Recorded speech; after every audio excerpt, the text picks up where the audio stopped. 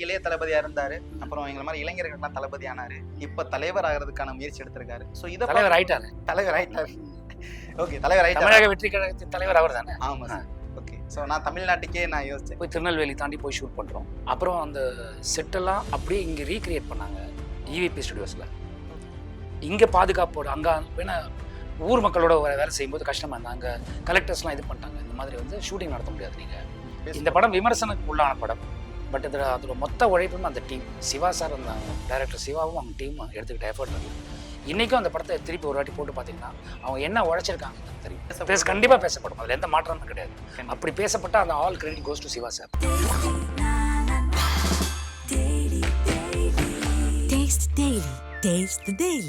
Hi hello திரைமணி எல்லாத்துக்குமே ஒரு பெரிய வணக்கம். ஸோ இன்னைக்கு நம்ம யார் கூட இணைஞ்சிருக்கோம்னு பார்த்தீங்க அப்படின்னா ஒரு மிகச்சிறந்த சினிமோட்டோகிராஃபர். அது மட்டும் இல்ல ஒரு தத்ரூபமான நடிப்பை வெளிப்படுத்தக்கூடிய ஒரு நபர்னே சொல்லலாம். ஸோ நட்டி சார் தான் நம்ம கூட இணைஞ்சிருக்காரு. சார் வணக்கம் சார். வணக்கம் சார், எப்படி இருக்கீங்க? நல்லா இருக்கேன் சார், நீங்க நல்லா இருக்கீங்களா? நல்லா இருக்கேன் சார். சார் உங்களுடைய படங்கள் நாங்கள் நிறைய பார்த்துருக்கோம். So different type of character, அந்த வில்லனிசமும் இருக்கும் அண்ட் ஹீரோயிசமும் இருக்கும். ஸோ அதெல்லாம் ஒரு டிஃப்ரெண்ட் டைப்பான விஷயங்களை வெளிப்படுத்திருக்கீங்க.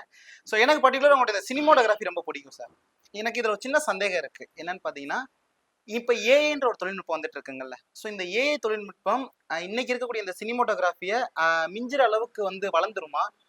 பரிணாம வளர்ச்சி தானே, இது வளர்றதுக்கான வாய்ப்பு இருக்கு. ஸோ எல்லாமே ஒரு டூல் தானே சார். இப்போ ஃபிலிம்ல பண்ணிட்டு இருந்தோம், டிஜிட்டல் வந்துருச்சு. டிஜிட்டல் தான் எல்லாரும் ஷூட் பண்ணிட்டு இருக்காங்க. இது ஒரு வளர்ச்சி, அது மாதிரி அதில் ஒரு வளர்ச்சி வரும். Okay sir. நம்ம அப்டேட் பண்ணிக்கணும், அவ்வளோதான். Okay sir. இப்போலாம் ஒரு ஃபிலிம் பார்த்தீங்க அப்படின்னா நம்ம இவ்வளோ எஃபோர்ட் எடுத்து இவ்வளோ தூரம் பண்ணிட்டு இருக்கோம். ஆனா இப்போ ரீசெண்டாக சில வீடியோஸ்லாம் பார்த்தீங்க அப்படின்னா ஒருத்தர் எடிட்டரா உட்காந்து ஏஐல 2 பேர் வந்து சண்டை போடுற மாதிரிலாம் ரெடி பண்ணிடுறாங்க. ஸோ ஃபியூச்சர்ல வந்துட்டு இந்த மாதிரி ஒருத்தர் எடிட்டர் டேபிள்லேயே உட்காந்து ஒரு ஃபிலிமை மேக் பண்ணிட முடியுமா? வாய்ப்பு இருக்கு. விர்ச்சுவல் ரியாலிட்டி வந்துடும். ஓகே. நீங்க வந்து டிவி எல்லாம் எடுத்துட்டு போடும், லேப்டாப் எடுத்து போன அவசியமே இல்லை. சும்மா ஒரு டூல்லேருந்து பார்த்து அப்படி செவுத்துல போட்டு படமா பார்க்கலாம், நீங்க இல்லை ப்ரோக்ராமா பார்க்கலாம். அதுக்கெல்லாம் வாய்ப்பு இருக்கு. ஸோ இது வந்து சினிமா துறையில வந்து பாதிக்குமா இல்ல இன்னும் மேம்படுத்தும்னு நினைக்கிறீங்களா? மேம்படுத்த தான் செய்யும். மக்கள் அதோட அடாப்ட் ஆகுறாங்களோ அதை பொறுத்து தானே. இப்போ ஒரு காலத்துல படம் பார்க்கணும் தியேட்டருக்கு தான் போய் பார்க்கணும். ஆமா சார். அப்புறம் எப்போவாவது டிவியில வரும். இப்போ வந்து ஓடிடியில் இருக்கு. உங்களுக்கு மாசத்துக்கு வந்து கிட்டத்தட்ட ஒரு 8-10 படம் ரிலீஸ் பண்றாங்க ஒவ்வொரு பிளாட்ஃபார்ம்லையும். ஸோ உங்களுக்கு நிறைய படங்கள் பார்க்கக்கூடிய வாய்ப்பு ஜாஸ்தியாகுது. ஸோ அது மாதிரி அதுவும் வரத்தானே செய்யும். Okay sir. ஸோ இது அதுக்காக சினிமா இல்லையே, ஒவ்வொரு வாட்டியும் புது சினிமா பார்த்துட்டு தானே இருக்காங்க. ஸோ அது மாதிரி அது சினிமா எனக்கு தெரிஞ்சு பாதிக்க வாய்ப்பு இல்லை. Okay sir. சார் இப்போ நீங்க நடிச்ச படங்கள்ல இருந்தும் ஸோ நீங்க ஒர்க் பண்ண படங்கள்ல இருந்தும் நான் வந்துட்டு ஒரு சின்னதாக செக்மெண்ட் மாதிரி ஒன்று பிளான் பண்றோம்.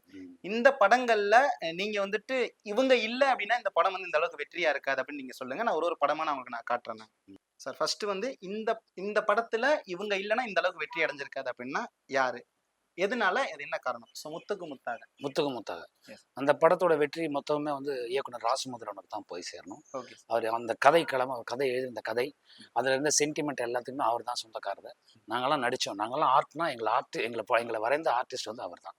Okay sir. சார் இதுல வரக்கூடிய அந்த எமோஷன் இன்னைக்கு வரக்கூடிய படங்கள்ல கூட அந்த அளவுக்கு கனெக்ட் ஆக மாட்டேங்குது. பட் அப்பவே அந்த அளவுக்கு எமோஷனா இருந்துச்சு. என்ன காரணம் சார்? அது ராசுமுதிரனோட அவர் ஸ்டைல் ஆஃப் ஃபில்ம் மேக்கிங் தான். இன்னைக்கு அன்பார்ச்சுனேட் அவர் இல்லை. அவர் இருந்திருந்தா இது மாதிரி நல்ல சிறந்த குடும்ப படங்கள் வந்து உங்களுக்கு நிறைய வந்திருக்கிறதுக்கான வாய்ப்பு இருக்கும். அவர் வந்து அந்த மாதிரி எழுதுறதுல எமோஷன் எழுதுறதுல வந்து மிகச்சிறந்த ரைட்டரும் கூட. ஸோ நெக்ஸ்ட் ஒன் நம்ம வீட்டு பிள்ளை. ஸோ சிவகார்த்திகேயன் சார் அவரோட பண்ணது. ஸோ இந்த படம் இந்த அளவுக்கு வெற்றி அடைறதுக்கு யாரு காரணம், என்ன காரணம்? Pandiraj sir. Sun Pictures of course எந்த ஒரு எங்களுக்கு பண்ணும்போது எந்த ஒரு டிஸ்டர்பன்ஸும் கிடையாது. அதாவது காசை தண்ணி மாதிரி செலவு பண்ணாங்கன்னு சொல்லுவாங்கல்ல, அது மாதிரி செலவு பண்ணாங்க. அது அந்த கிவன் டேஸ்ட்ல வந்து முடிச்சு கொடுத்தது வந்து பாண்டியராஜ் சார், சிவகார்த்திகேயன் சார், எல்லாருக்கும் வந்து அதுல பங்கு இருக்கு. ஸோ முக்கியமான மூல காரணம் வந்து Pandiraj sir, director Pandiraj sir. Super sir. So next வந்து கர்ணன் மூவி. ஸோ நம்ம தனுஷார் பண்ணது. இந்த படத்துடைய சக்சஸ்க்கு என்ன காரணம்? கலைப்புலி எஸ் தானுஷார் அவர்கள், மாரி செல்வராஜ் அவர்கள், தனுஷ் அவர்கள்.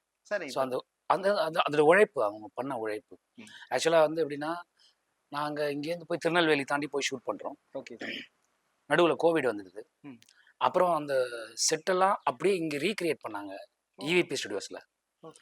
இங்கே பாதுகாப்போட அங்கே வேணா ஊர் மக்களோட வேலை செய்யும்போது கஷ்டமா இருந்தாங்க. அங்கே கலெக்டர்ஸ்லாம் இது பண்ணிட்டாங்க, இந்த மாதிரி வந்து ஷூட்டிங் நடத்த முடியாது நீங்க, ஏன்னா கொரோனாவோட உச்சத்தில் இருக்கும். அந்த மாதிரி அந்த தடை இருந்தது அப்போ. அதை அப்படியே இங்கே கொண்டு வந்து ரீக்ரியேட் பண்ணிட்டு அந்த தடை விலகினதுக்கு அப்புறம் திருப்பி கொண்டு போய் அந்த செட்டை போட்டு, இது ஒரு ப்ரொடியூசரால யோசிச்சு பார்க்கும்போது பண விரயம் வந்து ஜாஸ்தி ஆகும், கால விரயமும் ஜாஸ்தி ஆகும். அதை பத்தி கவலையே படாம தானுஷர் பண்ணார். அப்புறம் அந்த கதையை எழுதி அந்த கதையை அந்த அந்த கண்ணோட்டத்துல அழகா எடுத்துட்டு போய் சேர்த்தவர் வந்து மாரி செல்வராஜ் சார். கண்டிப்பா சார். அதுக்கு கோஆப்ரேட் பண்ணார்ல as a ஹீரோவா தனுஷ். இவங்க இல்லைன்னா அந்த படம் ரொம்ப கஷ்டம். கண்டிப்பா sir. Okay sir. So so next Maharaja. ம். ஸோ இந்த படத்துடைய சக்சஸ்க்கு என்ன காரணம், யார் காரணம்? நித்திலன் சுவாமிநாதன். ஓகே. அவர் பண்ணியிருந்த ஸ்க்ரீன் பிளே, ஓகே. அந்த அந்த படத்தோட போஸ்ட் ரிலீஸ் போதே நான் சொன்னேன் நான், ம். இந்த படத்தோட ஸ்க்ரீன் பிளே வந்து பெருசாக பேசப்படும். இன்ஸ்டிடியூட்ல எல்லாம் வந்து இதுக்கு வந்து ஒரு ரெஃபரன்ஸாக எடுத்துப்பாங்க, ஸ்க்ரீன் பிளேக்கு ரெஃபரன்ஸாக அந்த படத்தை எடுத்துப்பாங்க. காரணம் ரெண்டாவது எல்லாருமே சரி, ப்ரொடியூசராக பேஷன் ஸ்டுடியோஸும் சரி, விஜய் சேதுபதி சாரும் சரி, அந்த அந்த உழைப்பு எல்லாரும் போட்ட உழைப்பு, அதுக்கு அவங்க கொடுத்த ஃப்ரீடம். ஸோ அதே மாதிரி இப்போ என்னோட கேரக்டர் அதில் பேசப்பட்டது காரணமே வந்து டைரக்டர் நித்திலன் அவங்க எழுதியிருந்த விதமும், எனக்கு கூட சக நடிகராக எனக்கு பண்ண விஜய் சேதுபதி அவர்கள் பண்ண சப்போர்ட்டும் அதுதான் அதுக்கு முக்கியமான காரணமாக. ஸோ இவங்க இல்லைன்னா அது கஷ்டம். கண்டிப்பா சார். இந்த அளவுக்கு அது வெற்றி அடையும், இந்த அளவுக்கு ரீச் ஆகும் அப்படின்றது உங்களுக்கு முன்னாடியே தெரிஞ்சிச்சுங்களா அந்த படத்தை ரிலீஸ் ஆகும்? இது வெற்றி அடையும்னு எங்களுக்கு தெரியும். ஆனால் சைனாலெல்லாம் போய் ஓடும் அப்படிங்கிறதுலாம் எங்களுக்கு தெரியாது. அது போக போக நடந்த விஷயம் தான். Okay sir. So next brother மூவிலையும் நீங்க பண்ணியிருந்தீங்க ஒரு டிஃப்ரெண்ட் விஷயம். ஸோ இந்த படம் வெற்றிக்கான காரணம்? இந்த படம் வந்து டீசெண்டான ஒரு ஃபேமிலி சென்டிமெண்ட் உள்ள படம். அஃப்கோர்ஸ் ராஜேஷ் சார் ஒரு இயக்குனரும் அதை எழுதினவரும் இல்லாமல் நம்ம எப்படி சொல்ல முடியாது. அவங்க தான் முக்கியமான காரணம். இந்த வெற்றிக்கு காரணம் வந்து இயக்குனர் ராஜேஷ் சார் தான். Okay sir, super sir. So அடுத்து இது வந்து எல்லாருமே பேசப்பட்ட ஒரு விஷயம். நாங்களுமே எக்ஸ்பெக்ட் பண்ணி பார்க்கல நீங்க இப்படி நடிச்சிருப்பீங்க அப்படின்றது. So Kanguva correct. இந்த படத்துடைய வெற்றிக்கு என்ன காரணம்? இந்த படம் ஒரு தடவை இந்த படம் விமர்சனத்துக்கு உள்ளான படம்.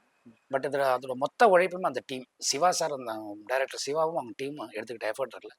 இன்னைக்கும் அந்த படத்தை திருப்பி ஒரு வாட்டி போட்டு பார்த்தீங்கன்னா அவங்க என்ன உழைச்சிருக்காங்கிறது தெரியும். So all credit goes to director Siva and his team. அதுல வந்து எந்த மாற்றமே கிடையாது. கண்டிப்பா சார். இது என்னதான் விமர்சனத்துக்கு வந்தாலும் இந்த படம் எனக்கு ஒரு நம்பிக்கை இருக்கு, 1000ல் ஒருவன் மாதிரி இன்னும் சில வருடங்களுக்கு அடுத்து கொண்டாட கண்டிப்பா பேசப்படும். அதுல எந்த மாற்றமும் கிடையாது.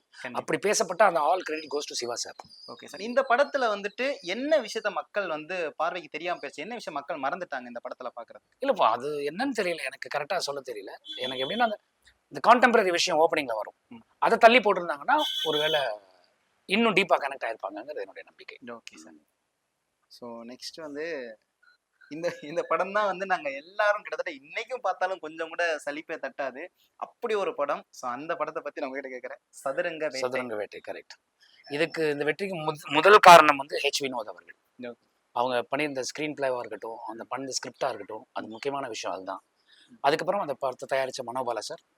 இது இவ்வளோ பெரிய வெற்றி அடைந்த காரணம் வந்து திருப்பதி பிரதர்ஸ், டைரக்டர் லிங்குசுவாமி சாரும் அவருடைய சகோதரர் சுபாஷ் சந்திர போஸ் அவர்களும் அந்த படத்தை எடுத்துன்னு போய் வீடு வீடாக சேர்த்தாங்க. ஸோ மேஜர் கிரெடிட் வந்து அவங்களுக்கு தான் போய் சேரும். அவங்க இல்லைன்னா இந்த படம் இவ்வளோ பெரிய வெற்றியாக இருக்க வாய்ப்பு இல்லை. கண்டிப்பா சார். கிட்டத்தட்ட இந்த சதுரங்க வேட்டை படம் பாத்தீங்க அப்படின்னா ரொம்ப நேரம் டிராவல் பண்ற மாதிரி இருக்கும். ஆனா கிட்டத்தட்ட அந்த 2.5 மணி நேரத்துக்குள்ள படம் முடிஞ்சிடும். எங்கேயுமே ஒரு இடத்துல கூட போரோ லேகோ இருக்காது. சோ இந்த மாதிரியான இதே அளவுக்கு ஸ்கிரீன் பிளே, இதே மாதிரியான ஹிட் கொடுக்குற மாதிரி படங்கள் இப்ப அடுத்து ஏதாவது ரிலீஸ் ஆயிருக்கா? இதுக்கு முன்னாடி நீங்க இதே அளவுக்கு சக்சஸ் கொடுக்கக்கூடிய படங்கள் நீங்க ஏதாவது லாஸ்டா பாத்திருக்கீங்களா? இப்ப ரீசெண்டா மகாராஜா அப்படிதானே, அந்த ஸ்கிரீன் பிளே அப்படிதானே. உங்களுக்கு அந்த செகண்ட் ஹாஃப் வரைக்கும் அப்படியே போயிட்டே இருக்கும். யாரா அந்த லட்சுமி நீங்க தேடிட்டு இருக்கும் போது யாரும் அது காரணமா இருக்க முடியும் அப்படின்னு ரிவீல் ஆகுதுல. அதுல இருந்து எண்டு வரைக்கும் கிளாப் அடிச்சுட்டே இருப்பாங்க, யாருமே நினைச்சது இல்லை. கண்டிப்பா சார், சூப்பர் சார். ஸோ அடுத்து வந்து இவரை பத்தி நான் கேட்டே ஆகணும், அதான் கடைசியா வச்சிருந்தேன் நான் இவரை. ஸோ இவர் கூட நீங்க ஒர்க் பண்ணிருக்கீங்க. G sir. இவரை பத்தி நிறைய விஷயங்கள் நீங்க ஷேர் பண்ணிருக்கீங்க. ஸோ வந்து இளைய தளபதியா இருந்தாரு, அப்புறம் எங்களை மாதிரி இளைஞர்களுக்கெல்லாம் தளபதி ஆனாரு, இப்ப தலைவர் ஆகிறதுக்கான முயற்சி எடுத்திருக்காரு. ஸோ இதை தலைவர் ஆயிட்டாரு. ஓகே, தலைவர் ஆயிட்டாரு. தமிழக வெற்றி கழகத்தின் தலைவர் அவர் தானே? ஆமா சார். ஓகே. ஸோ நான் தமிழ்நாட்டுக்கே நான் யோசிச்சேன், ஓகே தமிழகத்தின் வெற்றி தலைவர் ஆயிட்டார் அவர். ஸோ அவரு இந்த பாதை உங்களுக்கு எப்படி சார் உங்களுடைய கண்ணோட்டம்? அரசியல் இல்ல சார், அதான் அரசியலும் மற்ற எந்த தொழிலா இருந்தாலும் அது அவங்க பர்சனல் இஷ்டம். அவங்க பண்றது அவங்களோட இஷ்டம். அவங்களுக்கு விருப்பம் இருந்தால் அதில் வர போறாங்க, செய்ய போறாங்க. Okay sir. எனக்கு என்னன்னா சார் நடிக்கிறத விட்டுட்டு அரசியலுக்கு போறேன்னு சொல்லி இதுதான் லாஸ்ட் படம்னு சொல்லிட்டாரு. அப்படி சொல்லாம இன்னும் 2-3 படங்களாவது நடிச்சிருக்கலாம். அதுதான் எனக்கு நேரில் பார்த்தா அதான் கேட்கணும். சார் இன்னும் 2-3 படமா நடிங்க சார். அது வர்றது வரட்டும், அதோட நீங்க நடிச்சுக்கிட்டே பண்ணலாமே சார். இன்னும் எலெக்ஷனுக்கு 1 வருஷம் இருக்கு. இதுல சார் நினைச்சாருன்னா 2 படம் பண்ணலாம். ஸோ அதனாலதான் அந்த ஒரு எண்ணம் எனக்கு உண்டு. அதுதான் மக்கள் நிறைய பேரோட விருப்பமாவும் இருக்கு. அவர்கிட்ட நாங்க ஒரு கோரிக்கையா இன்னும் படங்கள் நடிகன்னு நாங்க வைக்கலாம். எல்லாரும் தயவு செஞ்சு வாங்க. அந்த ஆக்ஷன் ஒன்னும் ஒரு புயல் அடிக்கும் பாருங்க, அதை பாக்குறதுக்கு அவ்வளவு சந்தோஷமா இருக்கும். கண்டிப்பா சார். நீங்க அவரோட நிறைய டிராவல் பண்ணிருக்கீங்க, அவரோட நிறைய விஷயங்கள் சொல்லிருக்கீங்க. இந்த டீ கடையில சாப்பிட்டதா இருக்கலாம், அப்புறம் அந்த சீன் கால்ல இருந்து எடுத்ததை ரீக்ரியேட் பண்ணதா இருக்கலாம். இதெல்லாம் தாண்டி இன்னும் வேற ஏதாவது விஷயங்கள் இதெல்லாம் யாருமே பண்ண மாட்டாங்க, ஆனா விஜய் சார் பண்ணாரு இந்த விஷயங்கள். செட்ல யாராவது முகம் சுருங்கி இருந்தாங்கனாலே அவர் கண்டுபிடிச்சுவாரு. ஏன் அவரு ஏதாவது பிரச்சனையா அப்படின்னு கேட்பாரு. பதில் வரலன்னா தான் அசிஸ்டண்ட்டை கூப்பிட்டு இப்போ என்னன்னு விசாரிங்க. அவருக்கு குடும்பத்தில் பிரச்சனை இருந்தாலும் சரி, ஃபினான்ஷியல் பிரச்சனை இருந்தாலும் சரி, அதை உடனே தீர்த்து வைப்பார். பண்ணுங்க, அதெல்லாம் இருந்தால் சொல்லுங்க. ஒரு பிரச்சனை, எல்லா மனிதர்களுக்கு பிரச்சனைகள் வரத்தான் செய்யும். கண்டிப்பா. ஆனால் வராமல் அதை சொல்லாமல் இருந்தீங்கன்னா உங்களோட பிரச்சனை என்னங்கிறது தெரியாது. ப்ளீஸ் ஷேர் பண்ணிக்கோங்கன்னு சொல்லி அவங்களுக்கு என்ன வேணுமோ அதை செய்வார். அது கரெக்டாக போய் சேரும். அப்படி ஒரு நல்ல மனிதர். Okay sir. ஆக்சுவலா அவர் வந்து பாக்குறப்போ ரொம்ப சைலண்டாவே இருக்காரு. ஆனா அவரோட ஆக்ஷன்ஸ் வேற மாதிரி இருக்கு. அவரோட சைலண்ட்டுக்கு எதுவும் காரணம் இருக்கா? இல்ல அவர் சைலண்டா இருக்கனால இந்த அளவுக்கு மூவ் ஆக முடியுதா? அப்படிலாம் இல்லை, கிரகிப்பு தாங்க. அவர் என்ன நடக்குதுன்னு கிரகிச்சுவார் முதல்ல. ஓகே. இப்போ போகிறோம், ஒரு செட்டில் இருக்கோம், அவர் செட்டுக்கு வந்தாருன்னா காலையில் எல்லாருக்கும் கை கொடுத்துட்டு தான் வருவார். அந்த இதில் இருப்பாங்க பாருங்க, அந்த லைட்டிங் கோடால ஆமா சார். அவங்களுக்கெல்லாம் விஷ் பண்ணிட்டு அதுக்கப்புறம் தான் வந்து சீன் கேட்பாரு, சீன் நடிப்பார்.